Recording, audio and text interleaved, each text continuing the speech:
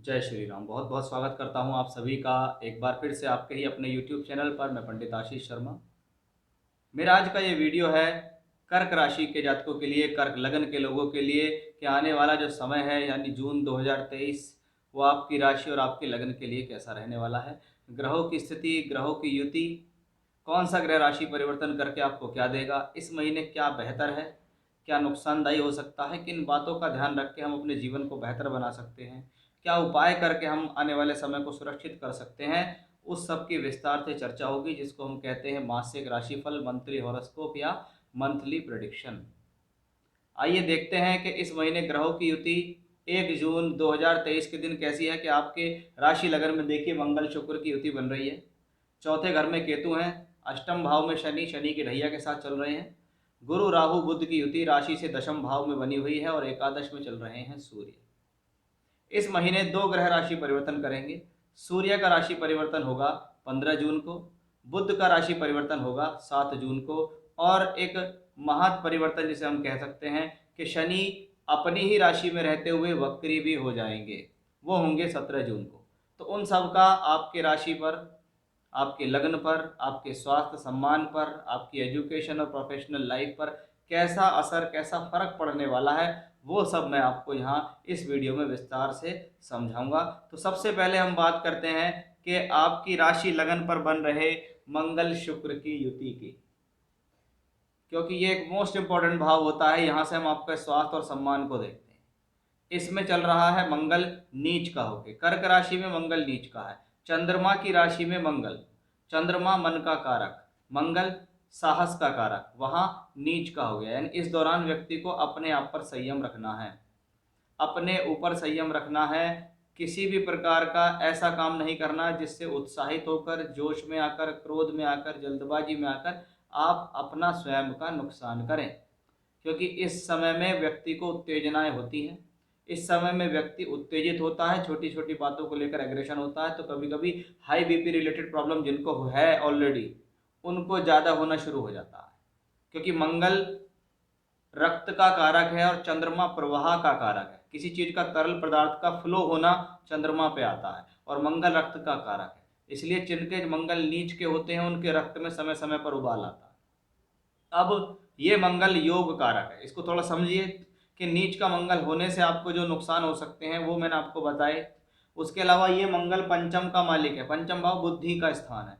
बुद्धि स्थान का मालिक आपकी राशि लगन में नीच का है कि बुद्धि द्वारा लिए गए निर्णय जोशीले नहीं होने चाहिए, ध्यान पूर्वक होने चाहिए। ये ध्यान रखें।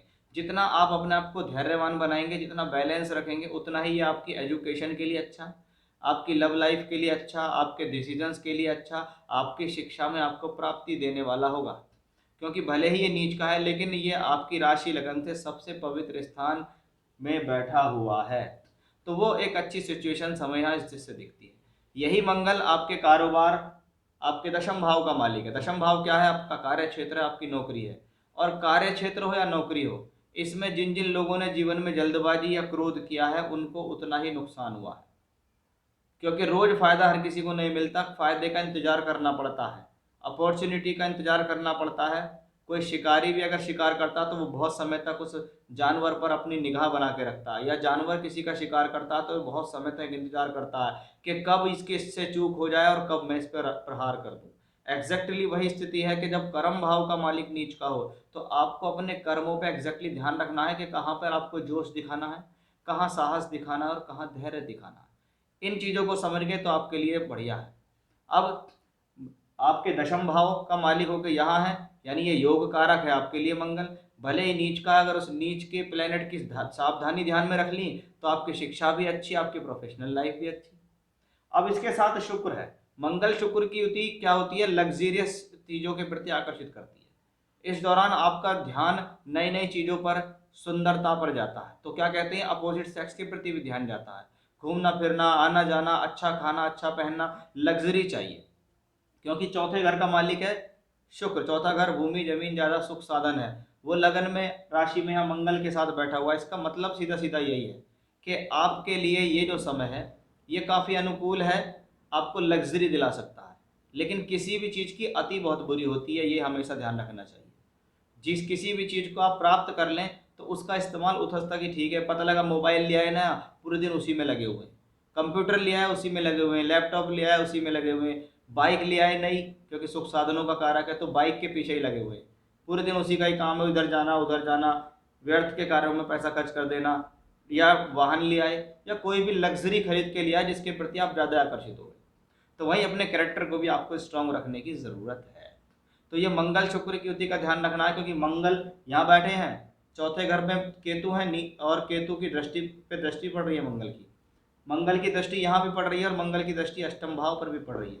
यानी अकेला मंगल आपके क्रोध और जोश के कारण, आपके खराब चरित्र के कारण या आपके भटकाव के कारण आपके वैवाहिक जीवन में प्रॉब्लम दे सकता है। तो थोड़ा सा ध्यान रखें, ऐसा ना हो जीवन साथी आपके ऊपर शक करना शुरू कर दे। अब शनि जो वक्री होकर चल रहे हैं, इसका थोड़ा सा बहुत ज़्यादा ध्यान दीजिएगा कि शनि 17 जून को वक्री हो जाएंगे। आपकी राशि से 8वें घर में शनि का चलना शनि की ढैया देता है। वो ढैया आप पे 17 जनवरी 2023 से चल रही है।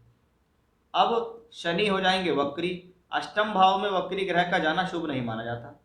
ये आपकी अड़चनों को, आपकी परेशानियों को, आपकी प्रॉब्लम्स को बढ़ा सकता है, आपको हेल्थ इश्यूज दे सकता है, आपके पास बार किसी चीज़ को लेकर परेशानी बढ़ सकती है कि एक बार प्रॉब्लम हुई हेल्थ की, थोड़े दिन के लिए ठीक हो गई, फिर वही प्रॉब्लम सामने आ गई।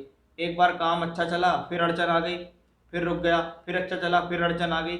यानी किसी भी चीज़ के अंदर रुकावट या पुनरावृत्ति, और वो भी अष्टम में है तो खराब जगह की पुनरावृत्ति हो रही है, खराब जगह का दोहराव हो रहा है। तो थोड़ा सा सावधान होने की आपको ज़रूरत है। शनि का वक्री होना आपके लिए ज़्यादा शुभदायक है ही नहीं।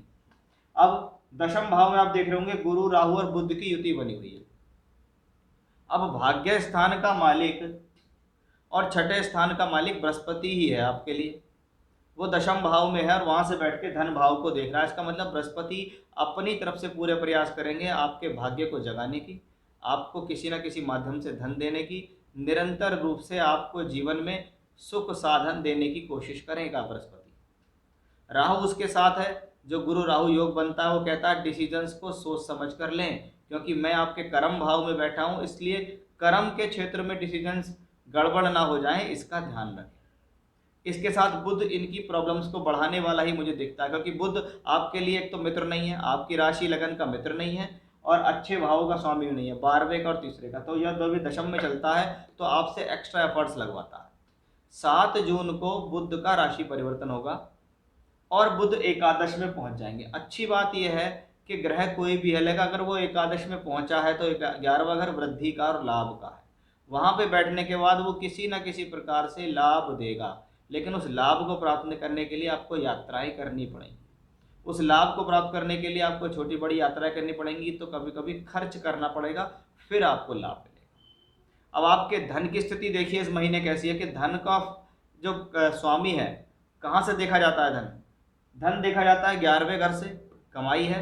वो शुक्र यहाँ लगन राशि में बैठा हुआ है, अच्छा योग कारक के साथ, यानी किसी न किसी माध्यम से पैसा देगा।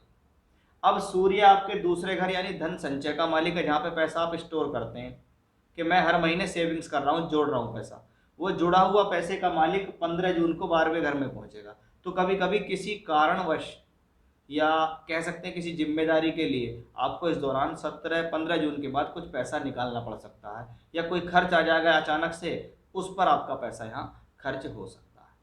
तो इस महीने अगर तनाव या समस्या देखें तो मंगल की वजह से ज़्यादा है। एक तो शनि वक्री होंगे, एक मंगल नीच के होंगे, एक मंगल की दृष्टि भी यहाँ शनि पे होगी। तो जितना ज़्यादा आप हनुमान जी की आराधना और शिव जी की आराधना इस महीने करेंगे, जैसा भी आपको ठीक लगता है कि मैं शिव जी को इस प्रकार से प्रसन्न कर सकता हूँ, आप वैसे करो।